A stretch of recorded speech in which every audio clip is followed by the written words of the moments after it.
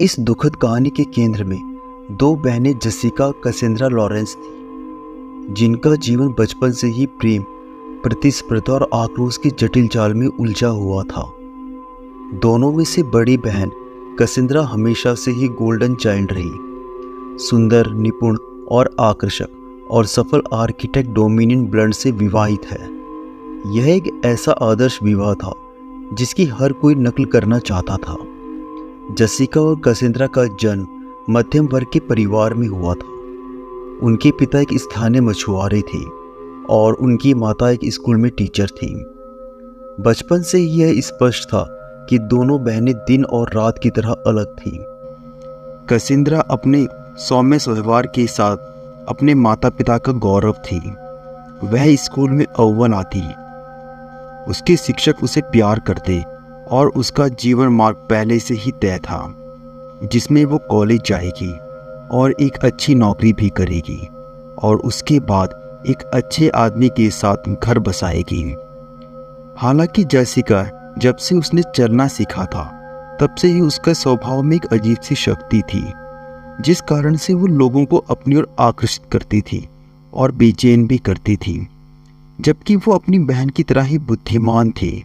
लेकिन जैसे जैसे वो बड़ी होती गई, दोनों बहनों के बीच मतभेद सामने आने लगे। कैसेंड्रा ने अपनी मां के नक्शे कदम पर चलते हुए शिक्षा में डिग्री हासिल की, जबकि जेसिका कई प्रमुख विषयों के बीच जूझती रही, लेकिन कभी भी उसे उनमें कोई जगह नहीं मिल पाई। जेसिका की चालाकी भरी प्रवृत्ति सामने आने लगी। वह अपनी बुद्धि और आकर्षण का उपयोग करके मुसीबत से बाहर निकल जाती थी और परिस्थितियों को अपने पक्ष में मोड़ लेती थी। जेसिका के रिश्ते हमेशा अल्पकालीन होते थे। वह नए प्यार की तलाश में हमेशा भटकती रहती थी। कैसेंड्रा कॉलेज के बाद अपने होम टाउन लौटती है और वास्तुकला की दुनिया में उभरते हुए सितारे डोमिनिक ब्लंट की नज़र में आ जाती है। डोमिनिक शहर में ऐतिहासिक लाइट हाउस पे काम करने के लिए मिल हेवन आया था, लेकिन उसने खुद को शहर की सुंदरता और कैसेंड्रा के सौंदर्य के बीच पाया। उनका प्रेम संबंध तेज और जोशीला था, जो महीनों तक शहर में चर्चा का विषय रहा। डोमिनिक का करियर फलता फूलता रहा और जल्द ही वह और कैसेंड्रा समुद्र के किनारे एक खूबसूरत घर में रहने लगे। उनका जीवन एक आधुनिक परिकथा की तरह लग रहा था, लेकिन उनकी आदर्श शादी की सतह के नीचे दरारें पड़ने लगी थीं। हमेशा ही कर्तव्यनिष्ठ बेटी और पत्नी रही कैसेंड्रा ने खुद को कुछ और पाने की लालसा में पाया। उसने यात्रा और रोमांच के अपने सपनों को छोड़ दिया था। मिल हेवन और उसका एक हिस्सा उनके विवाह के लिए त्याग से नाराज था। डोमिनिक अपने हिस्से के लिए अपने खुद के राक्षसों से लड़ रहा था। उसके हाई प्रोफाइल करियर का दबाव और छोटे शहर के जीवन की अपेक्षाएं उस पर भारी पड़ रही थी।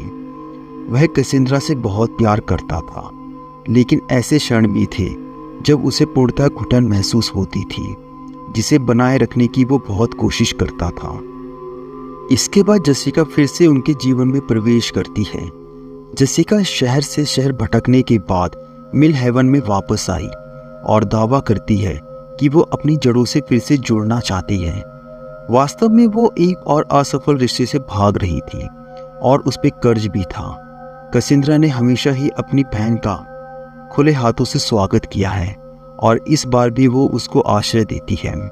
लेकिन जैसे ही जेसिका घर में बस गई तो एक ऐसा नाटक तैयार किया गया जो मिल हेवन को हमेशा के लिए हिला देगा और इसमें शामिल सभी लोगों का जीवन बदल देगा। पहले तो उसकी मौजूदगी ने कैसेंड्रा और डोमिनिक के रिश्ते में नई जान फूंक दी। शामें हसीन और यादों से भरी हुई थी, क्योंकि बहनें डोमिनिक के साथ खोए हुए समय को पूरा करती थी, जो चौकस पति और जीजा की भूमिका निभाता था। लेकिन जैसे जैसे दिन हफ्तों में बदलते गए, जेसिका के असली इरादे सामने आने लगे। उसकी नजरें डोमिनिक पर बहुत देर तक टिकी रहती थी। उसका स्पर्श अधिक लगातार और जानबूझकर होता जा रहा था। वह उसके साथ अकेले रहने के बहाने ढूंढती थी, अपनी कार के लिए उससे मदद मांगती थी नौकरी के आवेदनों पर सलाह मांगती और उसे देर रात तक रसोई में पकड़ लेती जब कैसेंड्रा सो चुकी होती थी। डोमिनिक शुरू में जेसिका की हरकतों से अनजान था, लेकिन उसने पाया कि वह उसकी ओर तेजी से आकर्षित हो रहा था। डोमिनिक एक सिद्धांतवादी व्यक्ति था। अपनी पत्नी और साथ में बनाए गए जीवन के बारे में उसने जेसिका से दूरी बनाने की कोशिश की, बहाने बनाकर ऑफिस में ज़्यादा समय बिताता और अतिरिक्त प्रोजेक्ट लेता जिससे वो घर से दूर रह सके। जेसिका हालांकि इतनी आसानी से विचलित नहीं हुई। उसने डोमिनिक की आंखों में आंतरिक संघर्ष को पहचाना और इसे एक चुनौती के रूप में देखा, न कि बाधा के रूप में। उसने उसकी असुरक्षा और अधूरी इच्छाओं का फायदा उठाते हुए एक सावधानी पूर्वक प्रलोभन का जाल बुनना शुरू कर दिया। एक शाम जब कैसेंड्रा की स्कूल बोर्ड मीटिंग में शामिल हुई, जेसिका ने डोमिनिक के साथ एक मासूम सा डिनर आयोजन किया। उसने उसका पसंदीदा भोजन तैयार किया, महंगी शराब की एक बोतल खोली और अंतरंग का एक ऐसा माहौल तैयार किया जिसका विरोध करना मुश्किल था, क्योंकि वे देर रात तक बात करते रहे। जेसिका ने सावधानी से बातचीत को डोमिनिक के जुनून और सपनों के क्षेत्रों की ओर मोड़ दिया, जहां उसे पता था कि कैसेंड्रा कभी भी उसके साथ पूरी तरह से नहीं जुड़ी थी। डोमिनिक ने भावनाओं, चापलूसी और इच्छा का अनुभव किया, उसके जवाब में हकलाते हुए उसे नियंत्रित करने की कोशिश भी की, लेकिन जेसिका पहले ही उसके लाभ को भांप चुकी थी। उसने अपना हाथ उसके पास सरकाया, उसके हाथ को हल्के से छुआ और कहा, क्या तुम्हें कभी नहीं लगता कि तुम्हें कोई ऐसा मिले जो तुम्हें पूरी तरह से समझ सके, जो तुम्हें वही देखे जो तुम वास्तव में हो। कमरे में तनाव स्पष्ट था। डोमिनिक जानता था कि उसे जाना चाहिए, इस खतरनाक खेल को खत्म करना चाहिए, लेकिन कुछ ऐसा था जो उसे वहां पर रोके रखता है। जैसे ही जेसिका ने उसे चूमा, डोमिनिक का प्रतिरोध टूट गया। उस पल में उसकी शादी की नींव दरकने लगी और एक ऐसी श्रृंखला शुरू हो गई जो अंततः अल्पकालीन त्रासदी की ओर ले जाने वाली थी। उस भयावह रात के बाद के सप्ताह चोरी के क्षणों से भरे हुए थे, जो जल्द ही जेसिका और डोमिनिक के साथ एक पूर्ण विकसित संबंध में बदल गया। कैसेंड्रा के संदेह को जगाए बिना साथ रहने के लिए तरीके खोजते हुए उनकी मुलाकातें डोमिनिक के कार्यालय में से लेकर व्यापारिक यात्राओं तक होती थी, जो उन्हें मिल हेवन की चौकस निगाहों से बचने की अनुमति देती थी। जेसिका अच्छी तरह से जानती थी कि डोमिनिक को कैसे अपने पास रखना है और उसे कैसे फंसाना है।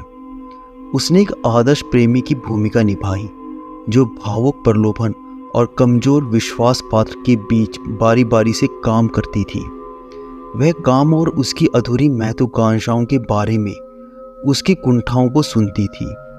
वह उसे वह समझ और मान्यताएं प्रदान करती थी जिसकी उसे लालसा थी।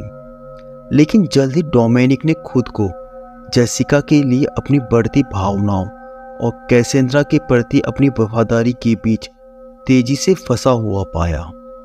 वह जिस दोराहे जिंदगी को जी रहा था, उसका असर दिखने लगा। मूड स्विंग और असामान्य व्यवहार में प्रकट भी हुआ, जो घर पर अब उसकी पत्नी द्वारा अनदेखा नहीं किया गया। ऐसे दिन भी थे जब वह मुश्किल से कैसेंड्रा की आंखों में देख पाता था और पश्चाताप से प्रेरित होकर उसने खुद को अपने काम में झोंक दिया और पहले से कहीं ज़्यादा प्रोजेक्ट पर काम किया। अपने करियर का इस्तेमाल एक पलायन और एक लगातार अनुपस्थिति के बहाने के रूप में किया। जेसिका ने अपनी भूमिका में एक स्नेही की भूमिका निभाई। वह कैसेंड्रा से लंबी लंबी बातचीत करती थी, उसकी रोज़मर्रा की ज़िंदगी में दिलचस्पी दिखाती और चुपके से उसके धोखे का आनंद लेती। ऐसे क्षण आते जब जेसिका के चेहरे पर अपराध बोध की झलक दिखाई देती थी। वह अपनी बहन को जो दर्द दे रही थी उसका उसे एहसास होता था, लेकिन ये क्षण जल्द ही दब जाते थे। डोमिनिक के लिए उसकी इच्छाएं और कैसेंड्रा को मात देने की उसकी गहरी जरूरत के आगे यह सब अनदेखा होता चला गया। जैसे जैसे मामला आगे बढ़ता गया, वह जोखिम उठाते गए। वे सार्वजनिक जगहों पर मिलने लगे। कई बार वे गले मिलते हुए पकड़े जाते। कैसेंड्रा के एक सहकर्मी ने उन्हें एक पड़ोसी शहर में खाना खाते हुए देखा। दोनों के बीच इस खोज ने उनके रिश्ते की तीव्रता को और बढ़ा दिया। खतरा लालच का हिस्सा बन गया, लेकिन जैसे जैसे सप्ताह महीनों में बदलते गए, उनके धोखे का तनाव दिखने लगा। डोमिनिक, जो एक बार इस मामले से उत्साहित था, अब खुद को लगातार तनाव में पाता था। अपराध बोध उसे अंदर से खाए जा रहा था। उसके काम और दोस्तों और परिवार के साथ उसके रिश्तों पर असर पड़ रहा था। उसने सवाल करना शुरू कर दिया, क्या जेसिका के लिए उसका जुनून उसके जीवन को बर्बाद करने के लायक था? कैसेंड्रा के साथ जेसिका ने डोमिनिक के आंतरिक संघर्ष को महसूस किया और उसे अपने साथ जोड़े रखने के लिए अपने प्रयासों को दोगुना भी किया। उनका अफेयर अपने चरम पर पहुंच गया।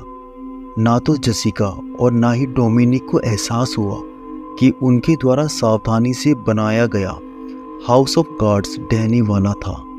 सच्चाई, जैसा कि अक्सर होता है, चुपचाप सतह पर आ रही थी और इसमें शामिल सभी लोगों के जीवन को तहस नहस करने के लिए तैयार थी। जबकि जेसिका और डोमिनिक अपने जोशीले अफेयर में खोए हुए थे, कैसेंड्रा धीरे धीरे इस पहेली को एक साथ जोड़ रही थी जिसे वो पहले कभी हल नहीं करना चाहती थी। बदलाव सूक्ष्म थे। डोमिनिक के कपड़ों पर एक अपरिचित परफ्यूम की खुशबू थी। चुपचाप फोन पर बातचीत जो कमरे में प्रवेश करने पर अचानक समाप्त हो जाती थी, और एक भावनात्मक दूरी जो हर गुजरते दिन के साथ बढ़ती जा रही थी। कैसेंड्रा हमेशा आशावादी थी। शुरुआत में वह इन बदलावों को काम के तनाव के रूप में देखती थी।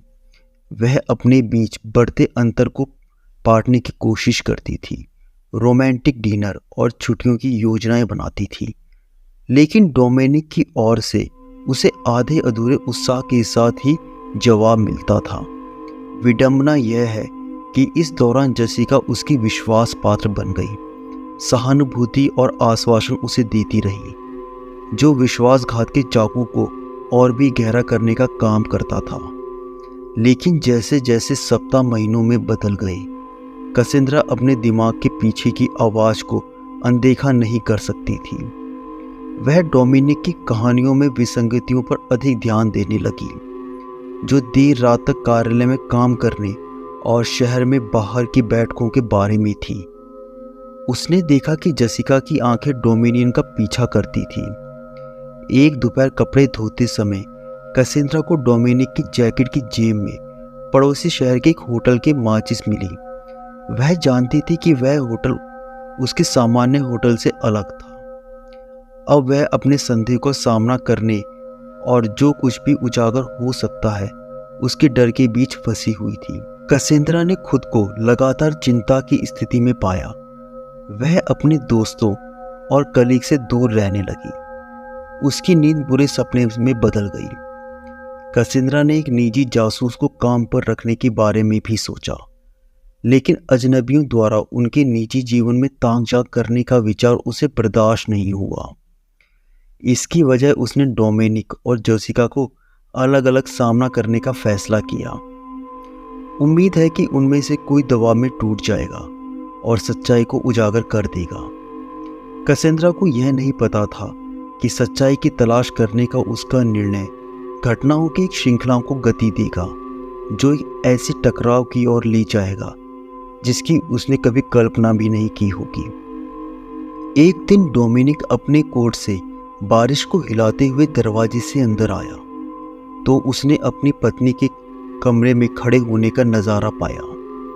हवा में तनाव महसूस हो रहा था और वह तुरंत समझ गया कि उनका सावधानी से बनाया गया मुखौटा टूटने वाला था। हमें बात करने की ज़रूरत है, तभी कैसेंड्रा ने कहा कि मैं तुम्हारे और जेसिका के बारे में जानती हूँ। डोमिनिक के चेहरे से रंग उड़ गया। उसका मुंह खुल रहा था और बंद हो रहा था, क्योंकि वह चुप्पी के उस पल में शब्दों को खोजने के लिए संघर्ष कर रहा था। हार में डोमिनिक के कंधे झुके हुए थे। उसे पता था कि अब और इनकार करने का कोई मतलब नहीं था। कसेंद्रा, मुझे बहुत खेद है कि ऐसा हुआ। कसेंद्रा ने उसे एक कड़वी हंसी के साथ काट दिया। तुम्हारा कभी मतलब नहीं था। तुम क्या कर रहे थे? और उसके बिस्तर में गिर गए। तुम ऐसा कैसे कर सकते हो? बाड़ के द्वार खुल गए और महीनों से दबा हुआ संदेह और चोट बाहर आ गए। कसेंद्रा ने डोमिनिक पर आरोप और सवाल फेंके। उसकी आवाज़ पूरे घर में गूंज रही थी। डोमिनिक केवल वहां पर माफ़ी की पेशकश कर रहा था, जो कसेंद्रा के क्रोध को रोकने के लिए प्रभावी नहीं था। तभी सामने का दरवाज़ा खुला और जसिका अंदर चली गई। एक पल के लिए वह सामने के दृश्य को देखकर रुक गई। वे तीनों विश्वासघात और अपराध की एक झांकी में जमे हुए खड़े थे। जसिका की आंखें कसेंद्रा के बीच घूम रही थी और डोमिनिक का दिमाग इस स्थिति से बाहर निकलने का रास्ता खोजने की दौड़ में था। डोमिनिक दो बहनों के बीच में फंस गया और हस्तक्षेप करने की कोशिश की और कहा, कृपया शांत हो जाओ और इस बारे में बात करो। उसके यह शब्द केवल कसेंद्रा के क्रोध को पुनः निर्देशित करने के लिए थे। तभी कसेंद्रा ने एक फूलदान उठाया और उसे डोमिनिक की ओर फेंक दिया, जो डोमिनिक के सिर से बाल बाल बच गया और दीवार से टकराकर चकनाचूर हो गया। पहली बार जसिका के चेहरे पर पश्चाताप की एक झलक दिखाई दी। फिर डोमिनिक और जसिका धीरे धीरे दरवाजे की ओर बढ़े, जो उनके पीछे बंद हो गया। कसेंद्रा सोफे पर गिर गई। उसका शरीर सिसकियों से कांप रहा था।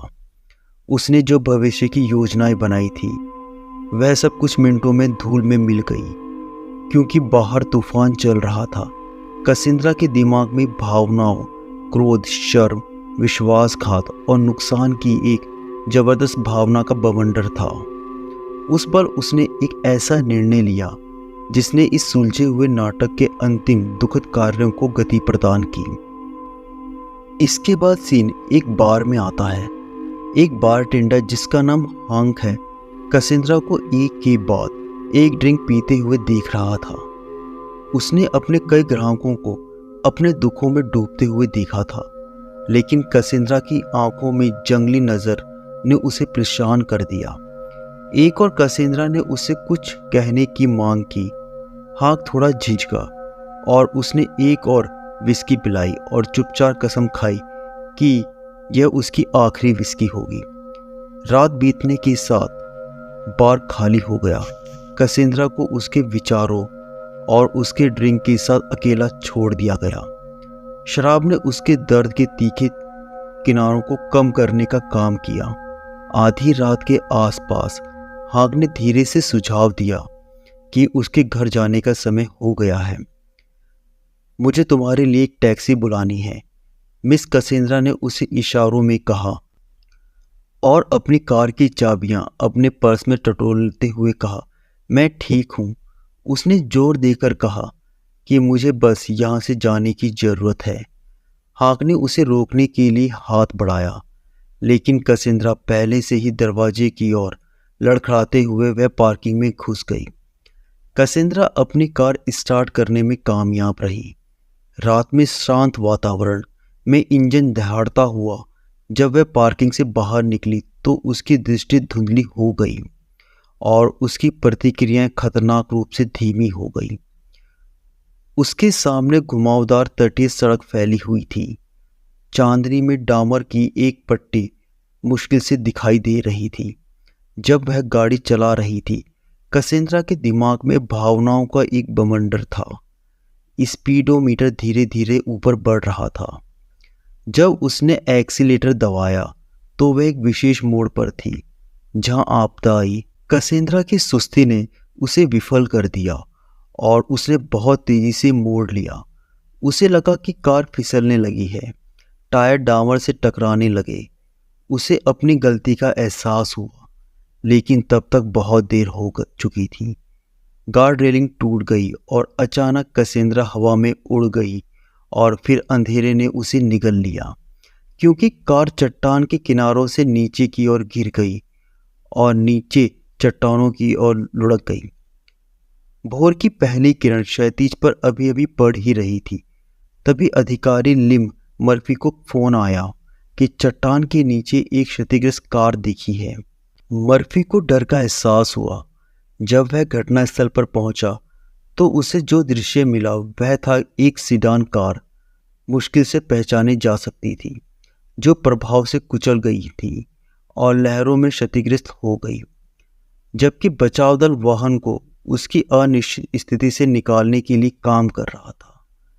मर्फी ने यह पता लगाने का काम शुरू किया कि क्या हुआ था। लाइसेंस प्लेट चमत्कारिक रूप से अभी भी बरकरार थी। उसने जल्दी से पहचान लिया कि कार कसेंद्रा की थी।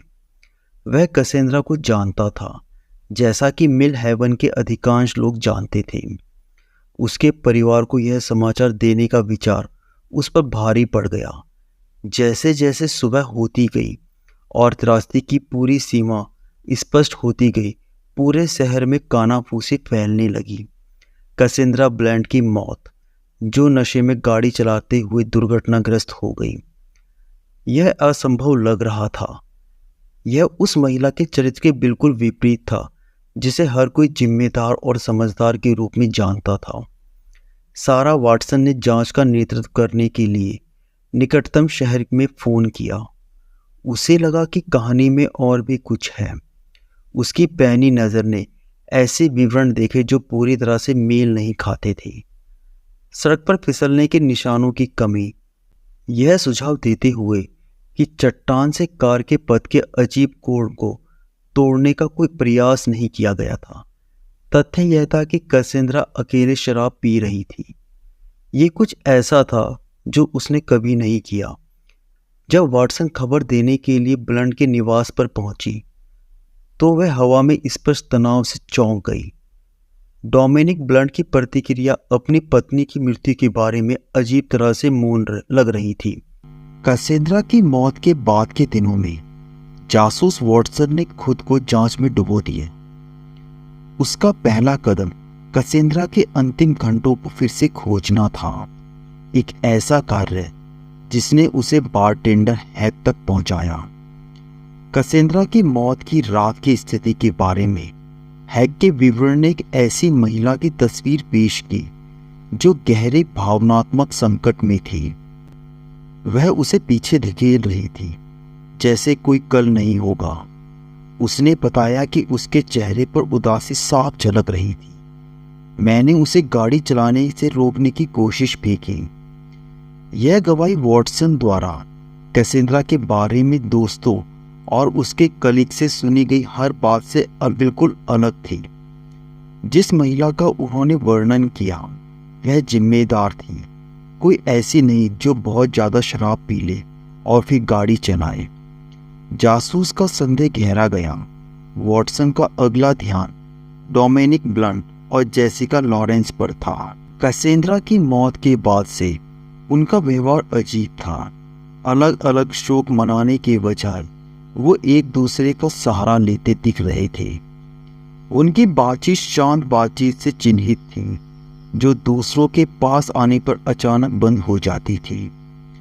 एक सफलता तब मिली जब वाटसन ने कैसेंद्रा की सबसे करीबी दोस्त ओलिविया चैन से इन्वेस्टिगेट किया। पहले तो ओलिविया कैसेंद्रा के परिवार के बारे में बुरा भला कहने से हिचक रही थी, लेकिन जैसे ही वाटसन ने धीरे से बाड़ के दरवाजे खोले तो उसने बताना स्टार्ट किया कि कैसेंद्रा ने कुछ दिन पहले ही मुझे बताया था कि उसे संदेह था कि डोमिनिक का जेसिका के साथ संबंध है। इस रहस्य ने पूरे मामले को एक नई रोशनी में डाल दिया। वाटसन ने तुरंत इस जानकारी की पुष्टि करने की कोशिश की। डोमिनिक और जेसिका की हाल की गतिविधियों की गहराई से जांच की।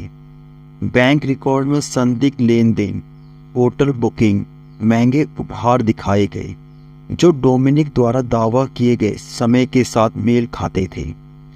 जैसे जैसे सबूत बढ़ते गए, वाटसन ने डोमिनिक और जेसिका को अलग अलग इन्वेस्टिगेशन के लिए बुलाया। जासूसों ने लगातार पूछताछ की। उनके सावधानी पूर्वक बनाए गए रिश्ते टूटने लगे। जेसिका ने सबसे पहले हाँ कहा, कि हमारा संबंध था। उसने कबूल किया। उसके चेहरे पर आंसू बह रहे थे। जब कैसेंड्रा को पता चला तो उस रात हमारे बीच बहुत लड़ाई हुई थी, लेकिन मैं कसम खाती हूँ कि हमें नहीं पता था कि वो घर से चली गई थी। बाद में डोमिनिक ने भी जेसिका के कबूलनामे को आखिरकार स्वीकार किया, लेकिन कैसेंड्रा की मौत में किसी भी तरह की संलिप्तता से इनकार किया। उसने कहा कि हमने एक भयानक गलती की। उसकी आवाज़ पछतावे से खोखली थी, लेकिन मुझे कैसेंड्रा से प्यार था। मैं ऐसा कभी नहीं चाहता था। जासूस की रिपोर्ट ने एक स्पष्ट तस्वीर पेश की। कैसेंड्रा अपने पति की अपनी बहन के साथ बेवफाई का पता लगाने के बाद व्याकुल थी। उसने शराब में शांति ढूंढी। अंत में कैसेंड्रा की मौत के संबंध में कोई आपराधिक आरोप नहीं लगाया गया, लेकिन जनता की राय की अदालत में डोमिनिक और जेसिका को दोषी ठहराया गया। पहले से ही उनके अफेयर की सच्चाई जंगल की आग की तरह मिडहेवन में फैल गई थी, जिससे उनकी प्रतिष्ठा हमेशा के लिए धूमिल हो गई और यह सुनिश्चित हो गया कि कैसेंड्रा की मौत उन्हें जीवन भर परेशान करेगी। जैसे जैसे समय बीतता गया, घटनाओं का कच्चा दर्द कम होने लगा, लेकिन मिडहेवन पर इसका प्रभाव बना रहा। शहर में अंततः शांति का अपना बाहरी स्वरूप फिर से हासिल हो गया, लेकिन इसके निवासियों ने अपने साथ यह ज्ञान भी रखा कि छोटे शहर की शांत सतह के नीचे जीवन के जुनून और रहस्य घातक बल के साथ घूम सकते हैं। कैसेंड्रा ब्लैंट की त्रासदी ने हमेशा के लिए मिडहेवन की आत्मा को बदल दिया और उन सभी पर एक अमिट छाप छोड़ी जो इसे अपना घर कहते थे।